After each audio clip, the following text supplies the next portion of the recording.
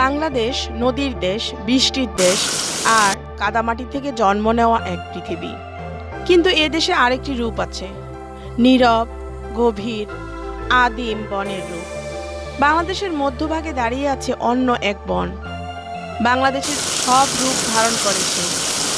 এখানে বর্ষায় সবুজের উল্লাস, আর শীতে বাতাসের সাথে উড়ে যায় ঝরে পড়া শুকনা পাতা। মাটির উপর তৈরি হয় পাতার কার্পেট, হাওয়া বইলে শোনা যায় শুকনো পাতার মর্মর সঙ্গীত। যেখানে শীত মানে বন জুড়ে বিষণ্ণ সুর, আবার বসন্তের আগমনে কচি পাতা নবীন ছোঁয়ায় জেগে ওঠে প্রকৃতি। এই বনের প্রধান প্রাণপুরুষ বা বনের রাজা হলো শাল গাছ। শতকরা প্রায় 90% গাছই এখানে শাল। এখানে রয়েছে মেহগনি, করই, বহেরা, আমলকি, হিজল, চন্দন, গর্জন, হরিতকি, আমলকি এবং কদম ইত্যাদি।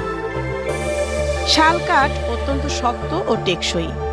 রেল লাইনে স্লিপার তৈরিতে একসময় এই কাঠ ব্যাপকভাবে ব্যবহৃত হতো। বাড়ি নির্মাণ, আসবাবপত্র এবং জ্বালানির জন্য বহু বছর ধরে এই বন ব্যবহৃত হয়েছে। ভৌগোলিকভাবে এর ব্যাপ্তি বাংলাদেশের মধ্যভাগ এবং উত্তর পশ্চিমাঞ্চল, অর্থাৎ ঢাকা, কুমিল্লা, টাঙ্গাইল, ময়মনসিংহ এবং দিনাজপুর অঞ্চল। মধুপুর ও ভাওয়ালের গড়, লালমাই পাহাড় এবং বরেন্দ্র অঞ্চলের এই পাতাঝরা বনের আয়তন প্রায় 1200 বর্গ কিলোমিটার। এক সময় যা ছিল অবিচ্ছিন্ন, আজ তা অনেকটাই খণ্ড বিখণ্ড।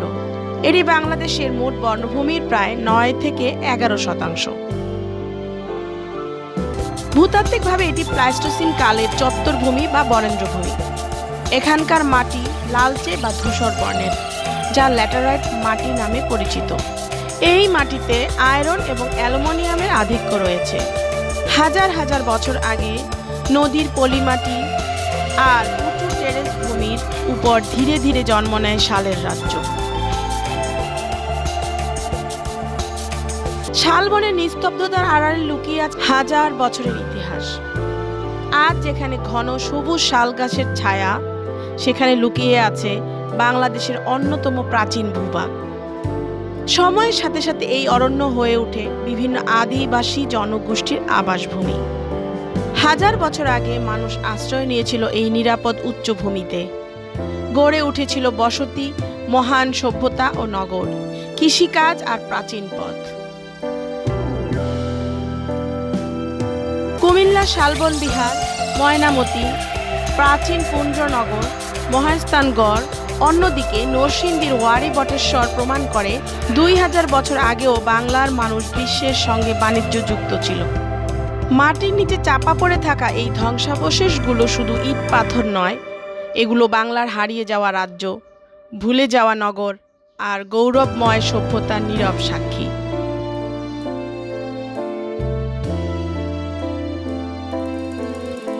বাংলাদেশের সবচেয়ে বেশি ধ্বংস হওয়া বন সম্ভবত এই শালবন। অবৈধ দখল, ইট ভাটা তৈরি, কৃষি জমি সম্প্রসারণ, রিসোর্ট নির্মাণ শত বছরের অরণ্যকে ধ্বংস করেছে। ভাওয়াল জাতীয় উদ্যান এবং মধুপুর গড় আজও শেষ স্মৃতি হয়ে দাঁড়িয়ে আছে। বর্ষার সবুজ সমুদ্র, এই বন শীতের আমেজে নিজের জরাজীর্ণ পাতা ঝরিয়ে দিয়ে এক উদাসী রূপ ধারণ করে, আবার বসন্তে সাজে নতুন রূপে। শালবন শুধু একটি বন নয়, এটি বাংলাদেশের প্রাচীন অতীতের জীবন্ত স্মারক। বাংলার অরণ্য, পাহাড় আর লাল মাটির নিচে আজও ঘুমিয়ে আছে হাজার বছরের সভ্যতার অজানা গল্প।